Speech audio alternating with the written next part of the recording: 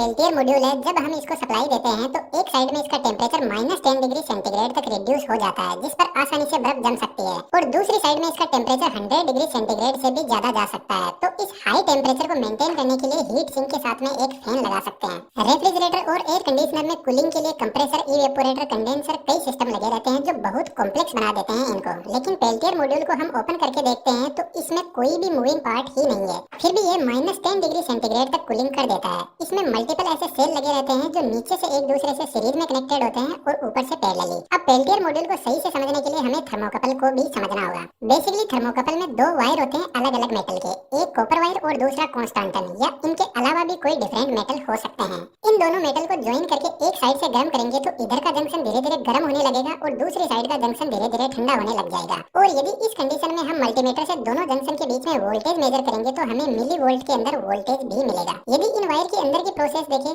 तो आपको पता है एक कंडक्टिंग मेटल में इलेक्ट्रॉन होते हैं और नॉर्मल कंडीशन में इलेक्ट्रॉन रेस्ट पोजीशन में रहते हैं। लेकिन जब हम मेटल को एक साइड से हीट करेंगे तो इलेक्ट्रॉन वाइब्रेट होने लगेंगे और इलेक्ट्रॉन मूव करके हॉट जंक्शन से इधर की तरफ आ जाएंगे। यदि आप ध्यान से देखोगे तो यहाँ पर एक वोल्टेज डिफरेंस क्रिएट हो रहा है। इधर कम इलेक्ट्रॉन है तो पॉजिटिव साइड हो जाएगी और इधर ज्यादा इलेक्ट्रॉन है तो नेगेटिव साइड हो जाएगी। अब आपके लिए एक छोटा सा क्वेश्चन है, इधर हम कैसे पता करेंगे कि यह साइड नेगेटिव है और यह पॉजिटिव? सेम ऐसी सिचुएशन ही दूसरे वायर में होगी, लेकिन दूसरा वायर अलग मेटल से बना हुआ है जिसकी अलग कैरेक्टरिस्टिक होगी। तो यहाँ पर कम इलेक्ट्रॉन है और वायर जब गर्म होगा तो कम इलेक्ट्रॉन ही इधर से इधर मूव कर पाएंगे और इस तरीके से यहाँ पर भी एक वोल्टेज डिफरेंस देखने को मिल जाएगा। अब यदि हम दोनों वायर को ज्वाइंट करके गर्म करते हैं तो ऊपर के वायर में ज्यादा इलेक्ट्रॉन है तो मान लेते हैं इसमें 20 मिली एम्पियर का करंट क्लॉकवाइज फ्लो कर रहा है। नीचे के वायर में कम इलेक्ट्रॉन है तो मान लेते हैं 10 मिली एम्पियर का करंट एंटी क्लॉकवाइज फ्लो कर रहा है, यानी दोनों करंट एक दूसरे के ऑपोजिट फ्लो कर रहे हैं। अब सिंपल सी बात है, मल्टीमीटर से जब हम इस करंट को चेक करेंगे तो 20 मिली एम्पियर को प्लस में लेंगे और 10 मिली एम्पियर को माइनस में, और टोटल करंट मल्टीमीटर में 10 मिली एम्पियर ही दिखेगा। और दोनों वायर में हमें जो अलग अलग वोल्टेज डिफरेंस देखने को मिल रहा है इसी को सीबैक इफेक्ट बोलते हैं। तो थर्मोकपल में बेसिकली दो वायर होते हैं जिससे इलेक्ट्रिसिटी जनरेट होती है, इसी वजह से इसको थर्मोइलेक्ट्रिक जनरेटर भी बोलते हैं।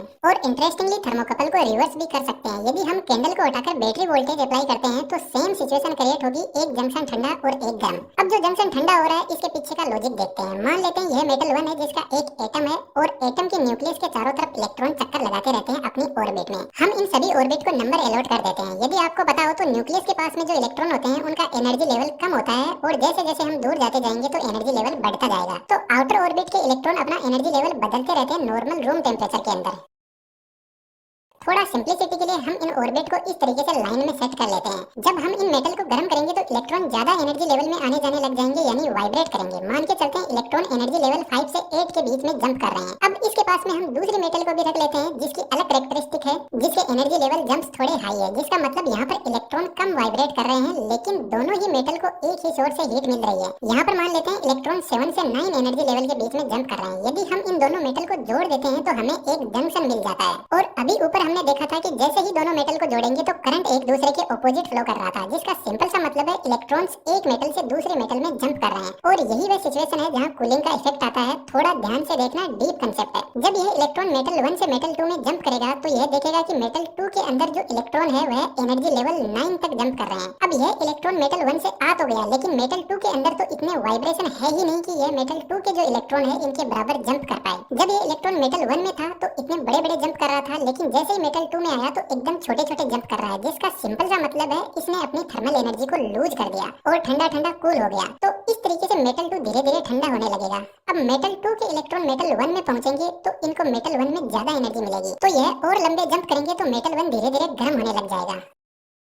अब वापस पेल्टियर मॉड्यूल पर आते हैं। अभी जो हमने दो जंक्शन बनाए थे वह पी एन जंक्शन थे और यहाँ पे दो मेटल है जिससे पी और एन जंक्शन बन रहे हैं। ऊपर से इन दोनों मेटल का इलेक्ट्रिकल पैरेलल कनेक्शन बना देते हैं इलेक्ट्रॉन एक्सचेंज करने के लिए। जब हम इस मॉड्यूल को इलेक्ट्रिसिटी देंगे तो दोनों मेटल की अलग अलग कैरेक्टरिस्टिक की वजह से जो इलेक्ट्रॉन अपनी एनर्जी लूज करेंगे वह एक साइड में जाने लगेंगे, जिससे वह साइड ठंडी होने लगेगी, और जो इलेक्ट्रॉन एनर्जी गेन कर रहे हैं वह साइड गर्म होने लगेगी। और इन सभी सेल के दोनों तरफ सिरेमिक की प्लेट लगा देते हैं, जिससे कूलिंग और हीटिंग को अलग अलग साइड में आसानी से कलेक्ट कर लिया जाता है। अब एक प्रॉब्लम आती है, यह जो नीचे की साइड गर्म हो रही है, इसके लिए यदि हमने कोई कूलिंग का मैकेनिज्म तैयार नहीं किया तो इसकी हीट ऊपर की तरफ जाने लगेगी और थोड़ी देर में जो ठंडा जंक्शन है वह भी धीरे धीरे नॉर्मल होने लग जाएगा। इसलिए जो गर्म साइड है उस पर हीट सिंक के साथ में कूलिंग सिस्टम सेट किया जाता है। पेल्टियर मॉड्यूल का एक बहुत बड़ा और अमेजिंग फायदा है, इसको रिवर्स भी किया जा सकता है। यदि इस पर कुछ गर्म या ठंडी चीज रखते हैं तो यह इलेक्ट्रिसिटी भी जनरेट करता है। तो बेसिकली यहाँ पर एक थर्मोइलेक्ट्रिक प्रोसेस ही होती है। अब एक बार आप सोचो, गाड़ी चलती है तो उसका इंजन गर्म होता है, एग्जॉस्ट से बहुत गर्मी निकलती है। यदि उन जगह पर थर्मो इलेक्ट्रिक जनरेटर को यूज में लिया जाए तो हमें कितना बेनिफिट होगा। रेफ्रिजरेटर, एयर कंडीशनर में भी इसको यूज में लिया जाए तो मेंटेनेंस का बहुत खर्चा बच जाएगा,